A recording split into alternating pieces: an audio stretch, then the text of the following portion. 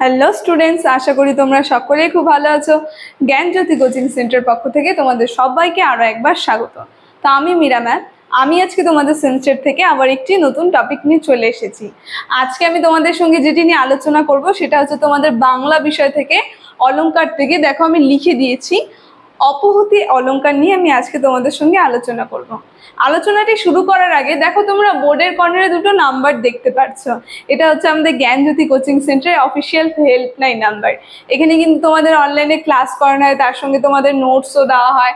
তো তোমরা যদি আমাদের থেকে নোটস পেতে যাচ্ছ বা অনলাইন ক্লাসে আমাদের সঙ্গে যুক্ত হতে চাচ্ছ, তাহলে এই উপরে দেওয়া নাম্বার দুটির সঙ্গে যোগাযোগ করো।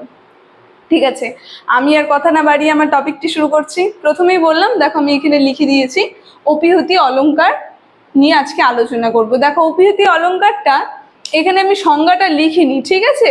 এই জায়গাটা আমি কিন্তু সংজ্ঞাটা লিখিনি, সংজ্ঞাটা আমি তোমাদেরকে মুখে বলবো, তোমরা একটু খাতা বের করে সংজ্ঞাটা লিখে নেবে, ঠিক আছে? আর তার সঙ্গে আমি বুঝিয়ে দেবো যে কি আসলে অপিহূতি অলংকারটা। তো উদাহরণটা আমি লিখে দিয়েছি, সেটা আমি বলছি।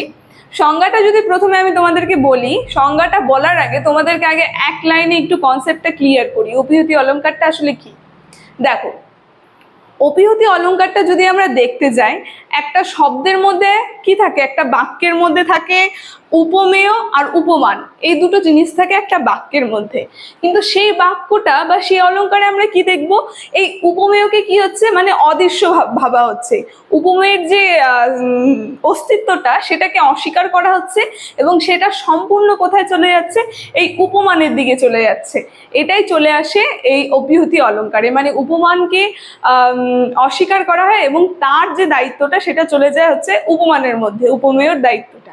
তো এটাই চলে গেল এক কথায় এই অপহূতি অলংকারের মধ্যে, ঠিক আছে? দেখো এখন আমি সংজ্ঞাটা মুখে বলছি, সংজ্ঞাটা তোমরা একটু লিখে নেবে, ঠিক আছে?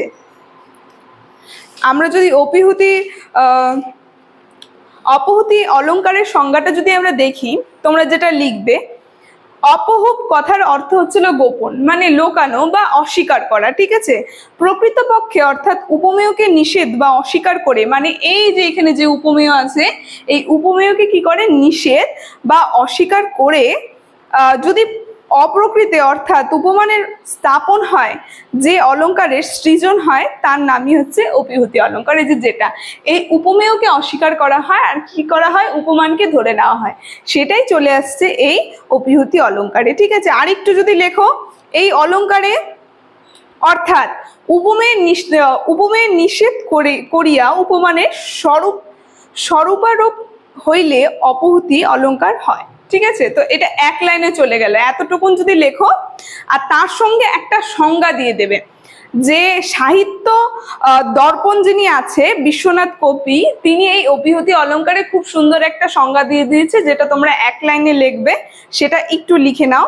সেটা হচ্ছে প্রকৃতং পতিষি ধনস্থ স্থাপনং সদপহূতি, ঠিক আছে? তো এটা বিশ্বনাথ কবিরাজ যে আছে অপিহূতির সংজ্ঞা এটা দিয়েছে। দেখো এতটুকুন হলো, সংজ্ঞাটা আমরা বুঝে গেলাম সংজ্ঞাটা কি ছিল। এবার আমরা উদাহরণটা চলে আসি। উদাহরণটা তোমাদের লিখতে লাগবে, কারণ যেহেতু তোমাদের টোটাল 3 মার্কস থাকবে, তো আমি যতটুকুন সংজ্ঞা বললাম সেই সংজ্ঞাটুকু তোমরা লিখবে, তার সঙ্গে উদাহরণটুকু লিখবে, তাহলে তোমরা 3 মার্কসটা পাবে, ঠিক আছে? দেখো এবার আমরা উদাহরণ একটু দেখে নিই। উদাহরণে আমি লিখেছি, এত মালা নয় গো, এ তো মালা নয় গো, এই যে তোমার তরবাজি। মানে এই যে প্রথম বাক্যে মালা যে আছে, এটা হচ্ছে একটা উপমেয়। এই মালাটাকে অস্বীকার করছে, বলছে এটা তো মালা নয়, এই যে মালাটাকে অস্বীকার করলো বলতে উপমেয়কে অস্বীকার করলো। এই যে তোমার তরবাজি, এই যে তরবাজি, এই মালাটাকে অস্বীকার করে কি ধরে নেওয়া হলো, তরবাজিটাকে ধরে নেওয়া হলো, মানে উপমান থেকে ধরে নেওয়া হলো। তো এই যে বাক্যে উপমেয়কে অস্বীকার করে উপমানকে ধরে নেওয়া হচ্ছে, এটাই চলে গেল অপিহূতি অলংকারের মধ্যে, অপহূতি অলংকারের মধ্যে। তো আজকের আলোচনাটি অপহূতি থেকে আমার এতটুকুনি ছিল। আলোচনাটি আমি এখানেই শেষ করছি, আশা করি তোমরা বুঝতে পেরেছো।